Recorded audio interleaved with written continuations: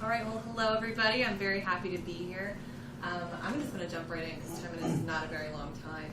But I'm the policy specialist for the Pennsylvania Coalition Against Domestic Violence, and I've had the last 2 years, I've had the privilege of advocating on behalf of survivors and victims of domestic violence across the state. I represent the 60 domestic violence programs that serve all 67 counties in Pennsylvania, and our programs provide an array of services including legal advocacy, crisis counseling, and emergency shelter. So I'm going to be talking about some of the tools and techniques that I've learned over the last 2 years to talk about really challenging issues and coalesce them into talking points and then influence public policy. Key to affecting public policy is communication. That's something that you all know as nonprofit professionals how to do, and it's no different in my job as a lobbyist and public policy person. So in communicating with your elected officials, you want to make sure that your message is amplified through software and through mobilizing your members. Again, those are the 60 domestic violence centers in my situation, but you might have a very different situation and different group of members that you represent.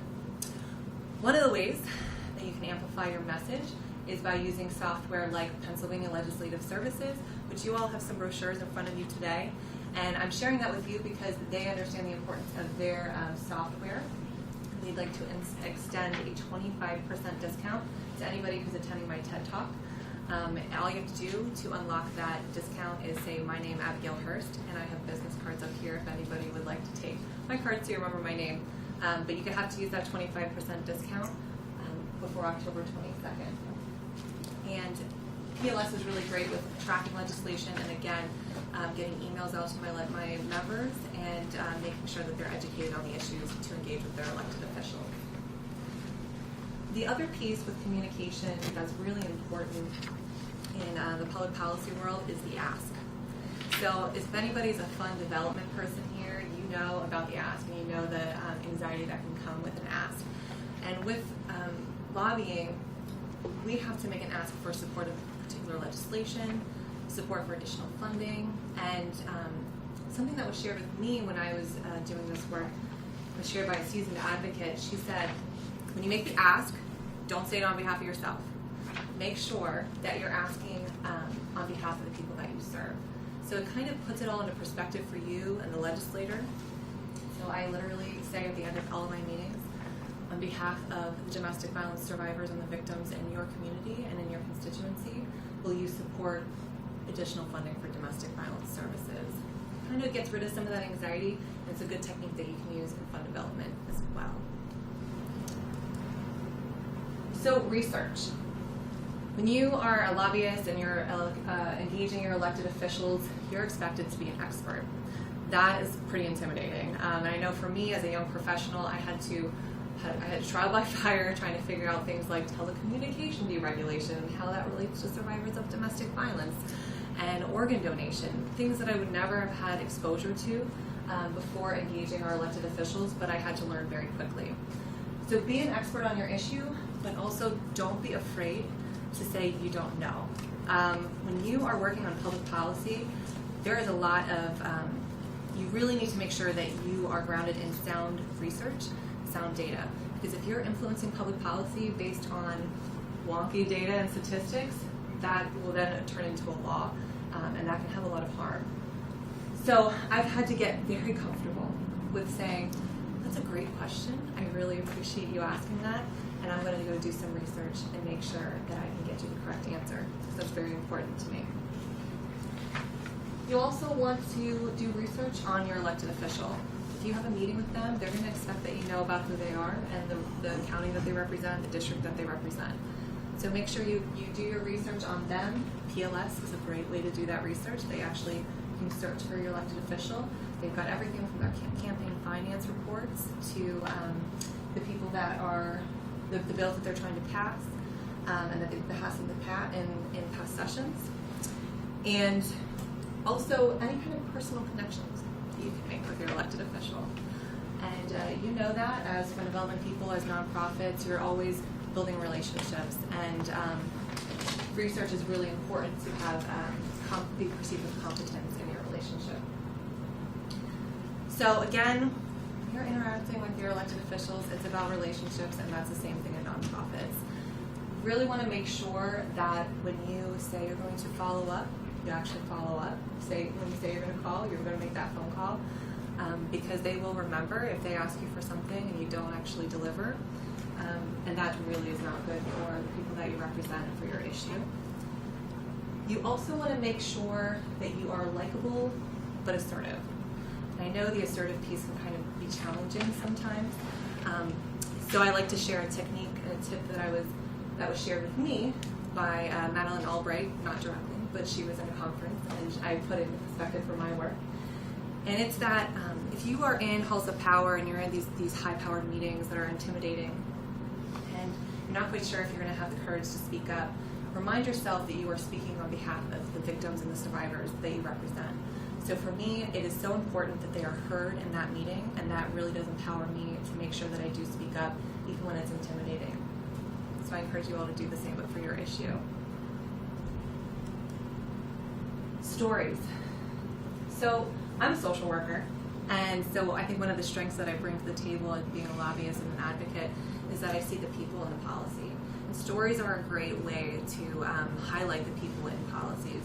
So I always cultivate survivor stories, success stories, and make sure that I'm able to share them very quickly with my elected officials. One technique that I use is anytime I ask for additional funding, for example, for domestic violence services, and a legislator does follow through and votes in support of legislation that will create funding, I always follow up with a thank you letter. And I say, as a result of your vote to support domestic violence services, this person was able to get help. And they might frame your letter, they might put it in their office, and they might see that letter every day, and then they're going to be reminded of domestic violence services and the needs that your clients have. So I encourage you to think through different techniques and tools or tips that you can use to try and keep that relationship going and follow up. Finally, I think it's also important to be able to share those tough stories. In my work, I have the unfortunate task of compiling anecdotes of people who've been killed and who've lost their lives as a result of domestic violence.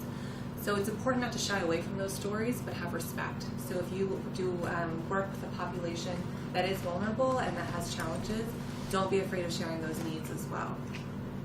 Stories should be able to be shared in less than 2 minutes. That's part of your elevator speech. Get it down to less than that, that's even better. Coalitions. So I love the quote, never doubt that a group of committed and thoughtful citizens can change the world. Indeed, they are the only ones that ever have. So that's a Margaret Mead quote. I love it. My thought on coalitions is that when many thoughtful, committed folks come together with a mission, they are going to change the world a lot faster. So I really encourage you all to make diverse and unexpected partners and collaborations. Bring those stakeholders to the meeting with your elected official and say, why is a domestic violence advocate here with a housing developer, contractor talking to you about a housing trust fund bill? And the reason why I'm sharing this with you is because this vote, if you do support of this housing trust fund bill, for example, is going to have a positive impact on this many folks in your constituency. So housing folks, domestic violence victims. Legislators want to have the most bang for their vote and the most impact with their vote, so you want to make those connections for your legislator. Challenges, there are a couple, and really one of the biggest challenges for me in mobilizing our membership is getting people in the room. So that could either be getting people to come to a rally day in Harrisburg, or getting people comfortable having their in-district meetings with their legislator. So what I do is I make talking point sheets that with background information, 5 concise and salient points, and a very clear ask. And I want to make sure that the members are confident in the materials, and I also want to empower them in talking with their legislators. And I say that very simply by reminding them that as constituents, you have the power in the room. The legislator is quite literally paid to care about what you have to say. So making that reminder for them is really very important. I share this story of this image of a success story because this is a bill that we passed last session, which eliminated local nuisance ordinances that penalize victims of domestic violence and crime. municipalities across the state. You can see me there. I'm cheesing like a fool, and I share that photo because that was a really huge day for me as an advocate. My passion came to fruition, and I encourage you to amplify your passion and use your passion in mobilizing your members and hopefully inspiring social change as social change agents from now on. Thank you very much.